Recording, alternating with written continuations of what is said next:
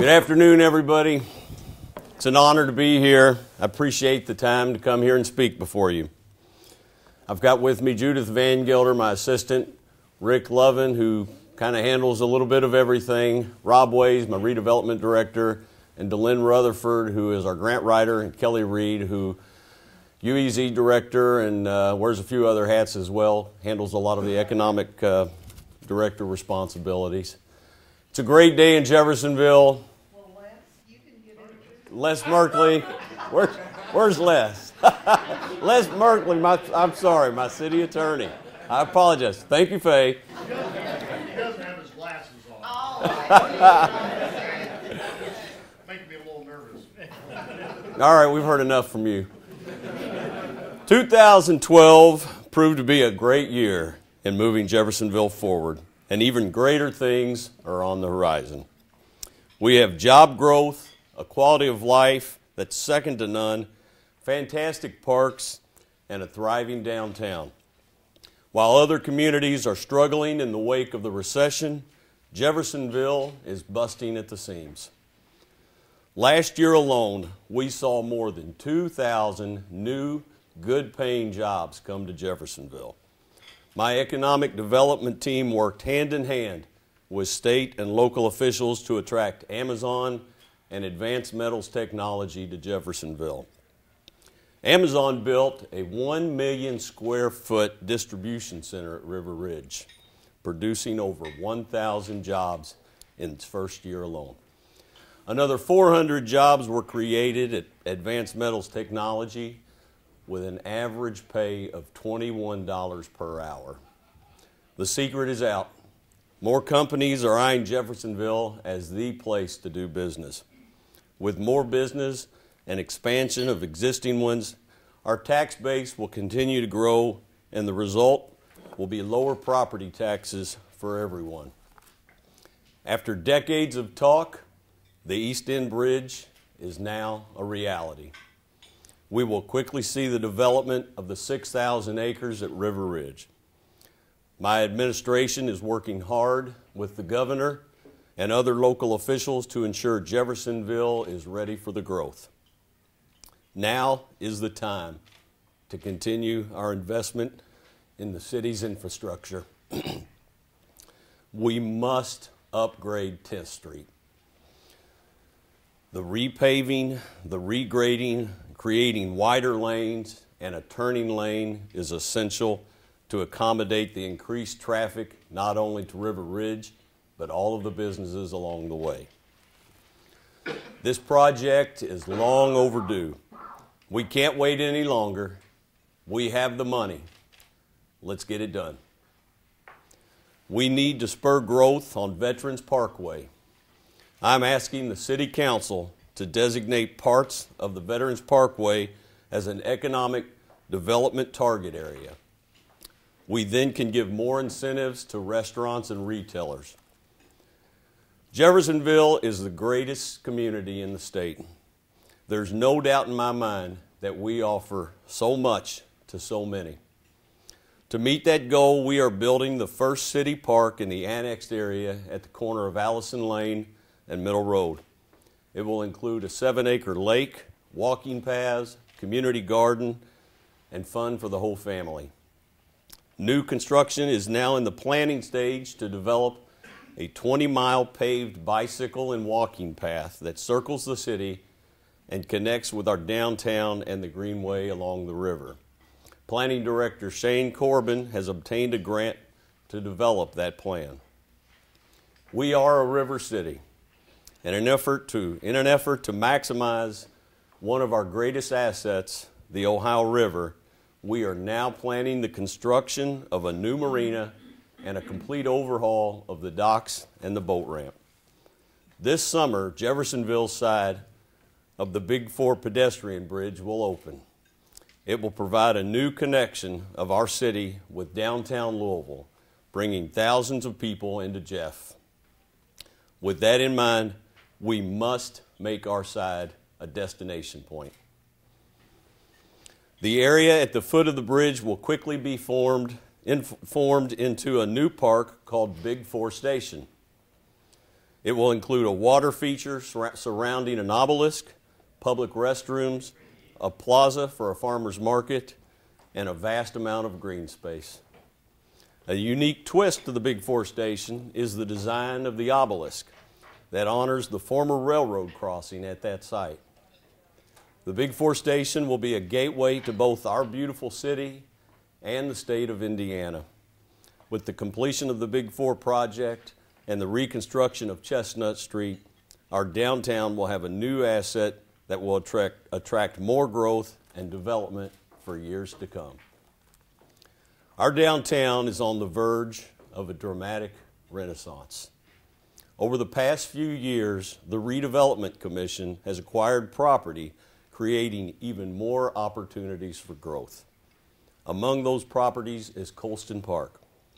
With the renovations at Vissing Park, the Parks Department will no longer utilize Colston, which is located across the street from the Big Four. It's prime real estate that can be developed into broadening our tax base. I'm asking the City Council to transfer the deed of Colston Park to the Redevelopment Commission so that we can get some private development going there and create some new tax dollars. With the help of private investment, the possibilities are limitless.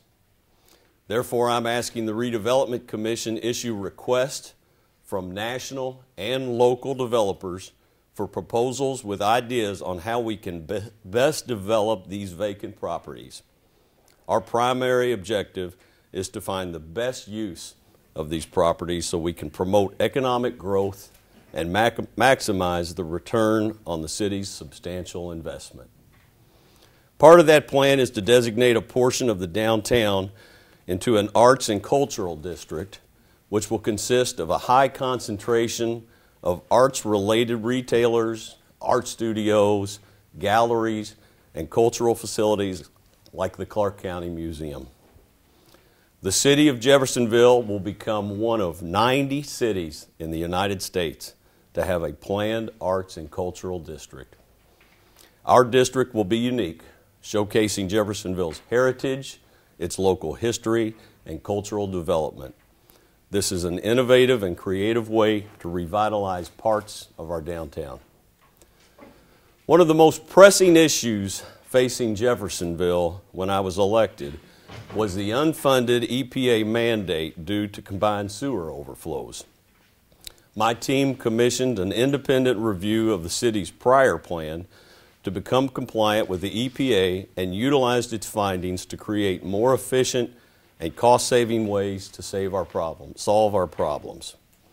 Instead of spending $69 million to build a canal, money the city did not have, we are constructing an underground sewer interceptor that will bring us into compliance. This is something the city would have had to have done even with the canal.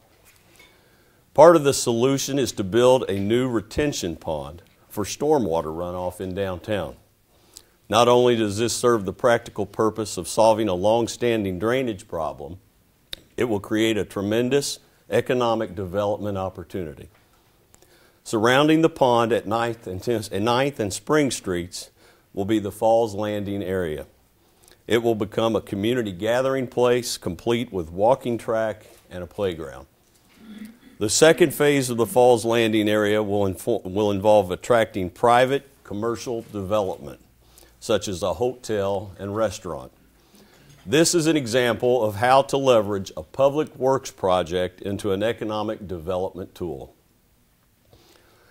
With Superintendent Paul Northam at the helm, we have one of the finest parks departments in our state. We have expanded our programs to include free fitness classes on the river stage, and last year was one of the most successful years in the history of the river stage. Thousands of people made their way to the Overlook for concerts and movies. We gave the river stage a facelift with new lighting and sound, and we're ready for another great summer this year. We're always looking for ways to make improvements that will better serve our residents. Over the past year, we oversaw major renovations to Vissing Park. This spring, the park will open with the addition of 2 new softball fields, basketball courts, and many other family amenities. With the creation of the Homeless Task Force, we are looking for real solutions for a complicated issue. The task force is now hard at work exploring ways our community can better address the needs of the less fortunate. Making Jeffersonville a great place to live and work means keeping people safe. I'm proud of our police and fire departments. Their hard work and commitment to public safety is without question. Under the leadership of Chiefs Grimm and Hedrick, the city forged a strong partnership with the local schools in order to make them safer. As our city grows, so does the need for a new police station. In the next couple of months, we'll break ground on the new facility on 10th Street next to the fire headquarters. With the guidance of Director Sarah Green, our animal shelter has become the example others are following. In our first year, we streamlined city government by eliminating some positions. This reorganization saved the city of Jeff over $400,000 per year. When I came into office, we had a police and fire department with 3 assistant chiefs. We're now running those departments with 2 assistant chiefs. We are saving nearly $20,000 per year by having the city cut the grass along the Ohio River Greenway instead of paying an outside company to do it. We saved over $2 million by scrapping the idea of having a new river stage after a study revealed the existing stage is still in good shape. Today, we have a lean and efficient government. Reaching out and listening to the citizens is better government. Over the last year, we had more than 30 neighborhood meetings. It gave me and my staff the opportunity to listen to residents and identify their problems and find ways we can help. To help improve our efforts to ensure city government is responsive, we created the Mayor's Task Force, Mayor's Office of Community Outreach. By working with other departments, this office uses existing staff and resources to resolve any issues residents may have with city services.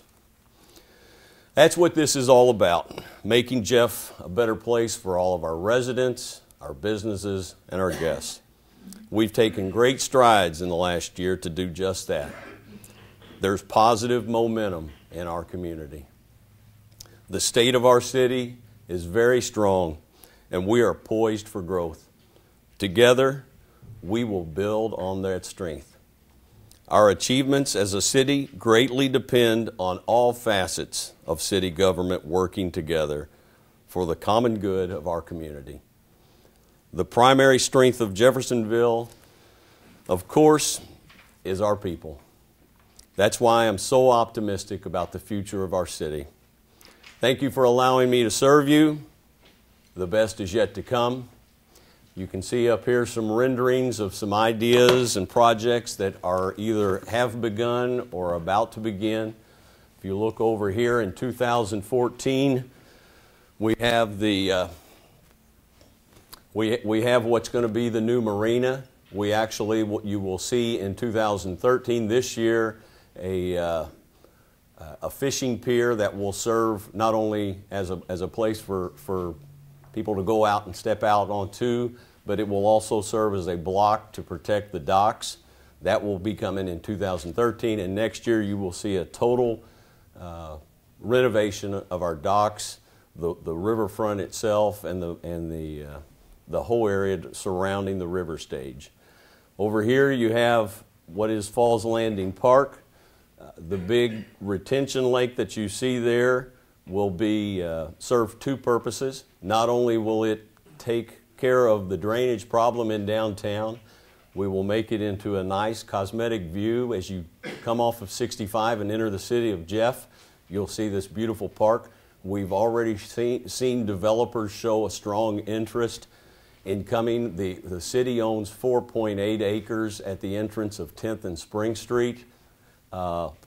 Developers love the opportunity to want to come there and have this as their backdrop.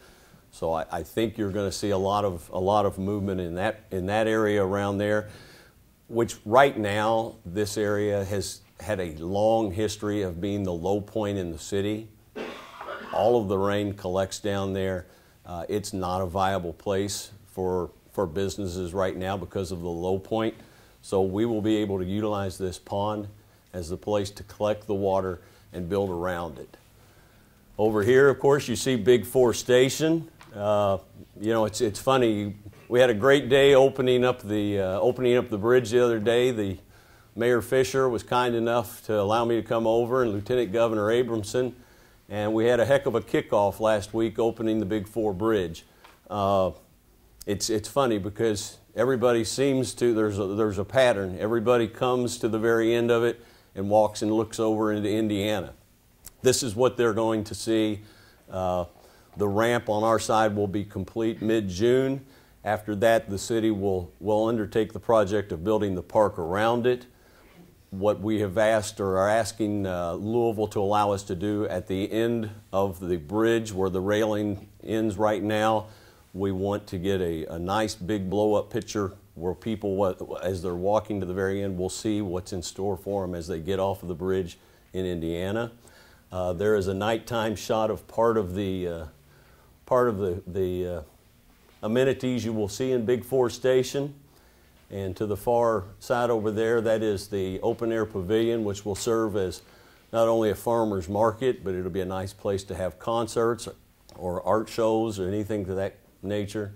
And then at the bottom, you have the public restrooms and everything there with it. But it's a 2-block area. It's going to be really, really nice. You know, Louisville's got their side done. Looks really nice. We are dealing with a historic area down there. It's taken us a little bit more time dealing with the historic factors. It's going to really be something to be proud of. But all of these projects, they're no longer dreams. They're about to become a reality. And in the next probably year and a half, 2 years, everything that you see up here, you're going to see in Jeffersonville.